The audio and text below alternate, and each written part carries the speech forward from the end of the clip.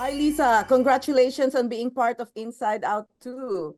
Can you talk about your audition process here? And did you apply for the character of Disgust or the director and producer assigned that to you? When I auditioned, it was for the character of Disgust. Hi, it's so good to finally meet you, Janet. Yeah. Yeah, I knew that it was for Disgust from the beginning. Oh, great. And what was your inspiration for Disgust? How did you prepare for the role? And do you have anybody in mind when you were doing this role? Well, the movie takes place during Riley's teenage years, the beginning of puberty. And when I think about that time for me, or for just generally for young people, I think of the first emotion that they go to being disgust. Like, that's not good enough for me. I don't want to go to that high school. I don't want to wear that. Those people aren't good enough. And so the project itself kind of informed, you know, my character. I thought, this is what I thought. I saw the first Inside Out, and I thought of all the first five emotions, anger, fear, joy, sadness, and disgust. I thought of all five, a person going to their teenage years, disgust would be the one that knows the most. And what was your reaction when you found out you were replacing the Minda Kaling for this role? Well, I was happy to audition for it. It came to me as, do you want to audition for Disgust? And I just was excited to even be a part of Pixar, Disney. I grew up on these movies.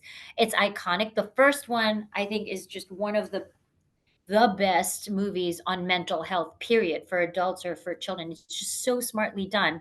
So when I found out that they were even considering me, I just jumped to audition for it. Yeah.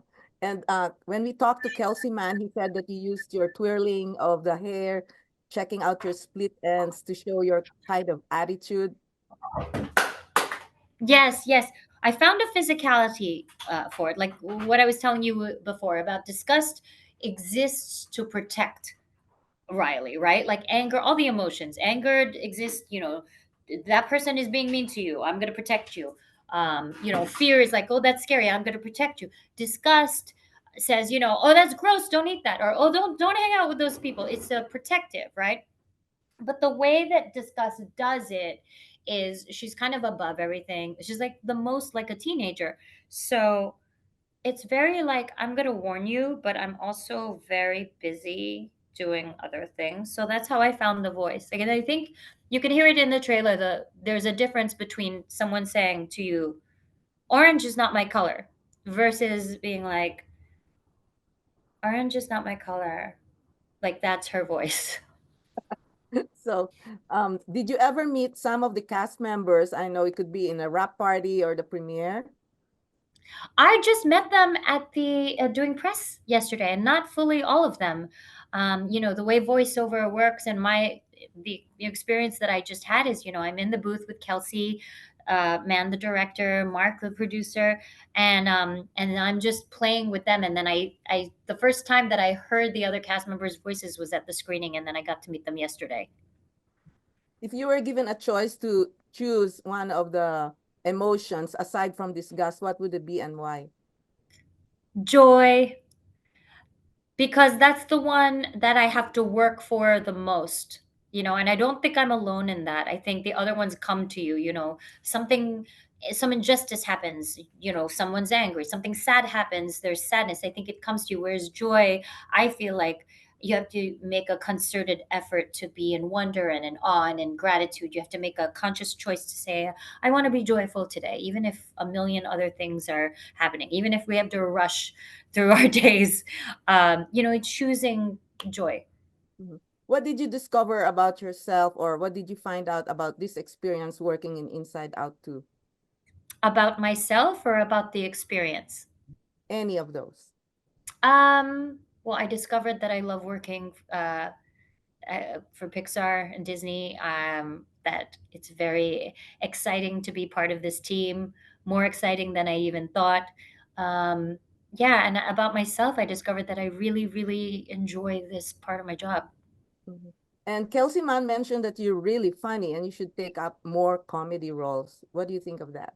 Well, first, I think it's really nice that he said that he's a very wonderful director to work for and with, and he's also a good human being. The team that I got to work with, they're all such great people.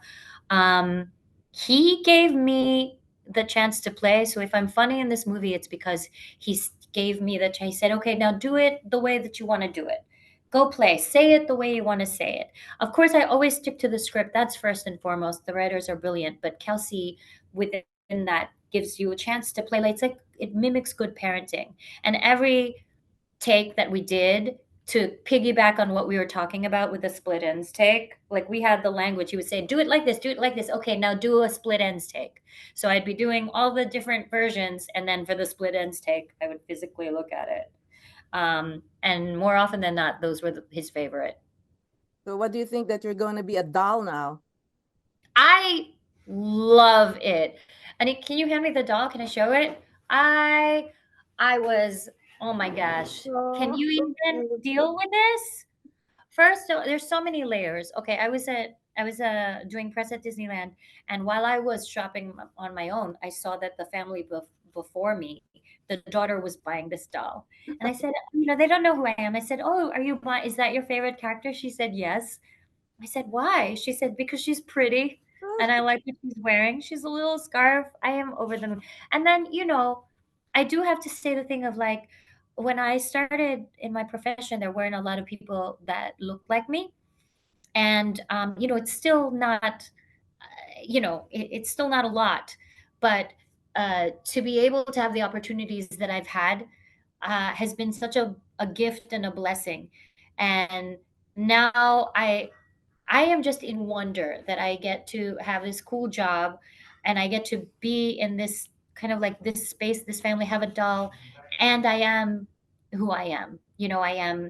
I look the way that I do. My parents are who my parents are. And so there's like an extra honor, if you will, or an extra goodness that I get to have this in my life.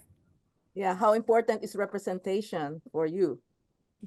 I think it's just like life. I think it's important for everybody because it's the world that we live in.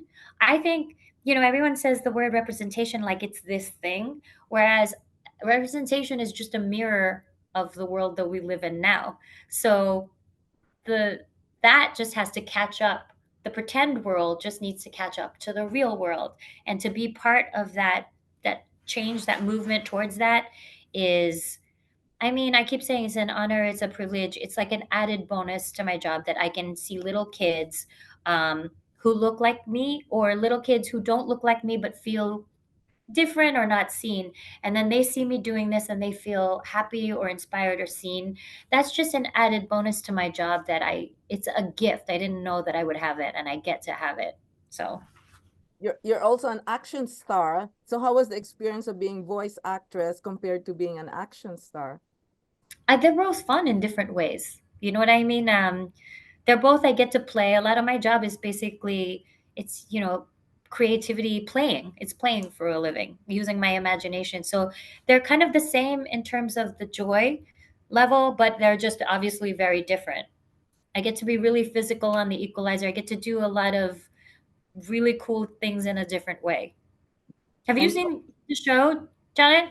Have you yeah, seen the show? yeah. Okay. And It's a lot. you also work with Basco Brothers in the Fabulous Basco Brothers. Talk about working with Dante Basco and the brothers.